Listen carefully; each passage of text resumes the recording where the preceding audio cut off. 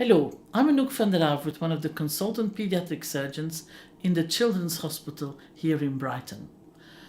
I will give you in this video some advice and tips as your child has been referred by the GP to us for nighttime wetting, or also called nighttime enuresis.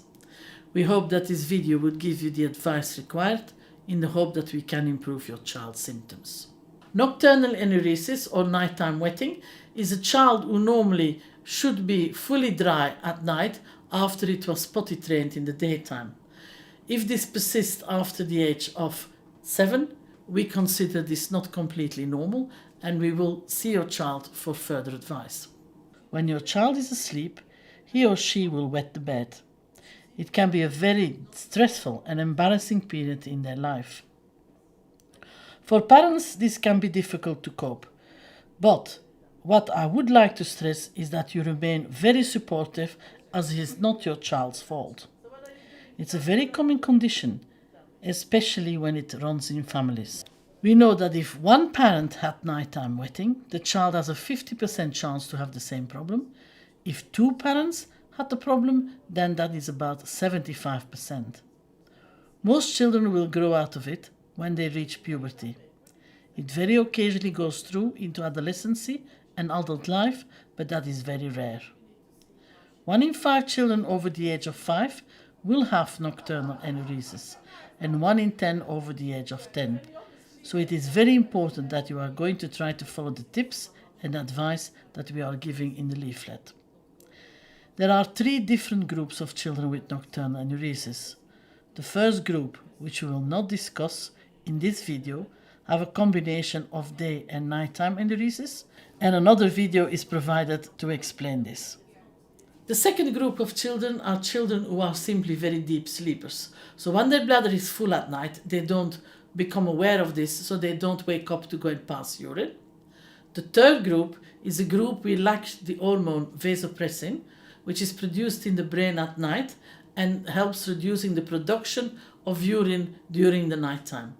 This hormone is now produced chemically and can be used in treatment for those children. With the tips we are giving, we hope we can improve your child's condition. You will then get a telephonic consultation to follow up on the advice you were given and to see if it has been effective. It is very important that you make sure your child drinks a lot during the daytime, earlier rather than later, because then there will be less urine produced during the night. Always make sure they drink enough watery drinks, and I'm talking here about 6 to 8 cups a day. Also, they should take a drink to school when they go to school so that they can drink earlier rather than later. Don't give the child any caffeine holding drinks or chocolate, because that stimulates the bladder, as do fizzy drinks. The child should go to the toilet on a regular basis, and I think you need to stress the importance that they go for a wee about every 2 to 3 hours to empty their bladder. Another factor which is very important is to try not to make them constipated by keeping them on a good diet with fiber and lots of fluid. You can understand that if the bowel is full of poo, the bladder will have less capacity to fill with urine. Make sure that the child doesn't eat or drink about 1 to 2 hours before they go to bed. Always make sure they do a wee before they go to sleep. Turn the TV and the computer games off about an hour before they go to bed, because that often can be stressful and causes more agitation. Also try to make them go to bed at approximately the same time, when possible, every day. Now, how can we treat nocturnal enuresis? As I said, that to follow the advice is very important to try before we would attempt a trial of medication. Also, if the symptoms improve, you can contact the GP to see if you can get hold of an alarm. A bed alarm is a pad which we put under the sheet of the bed, and it is connected to an alarm.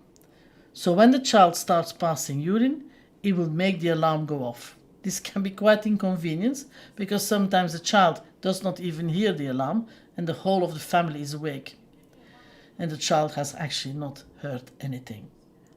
After all this, you will get a phone call from one of our specialist doctors to see if this has worked. If everything else fails, we could consider doing a trial of desmopressin or Desmomelt, which is the hormone I talked about earlier and reduces the production of urine at night. Of course, if your child doesn't belong to the group who lacks the hormone, it will not be effective, but it's certainly worth trial. After this, when you've got all the information and tips together, we will give you now the phone call to discuss if this management has been successful or not.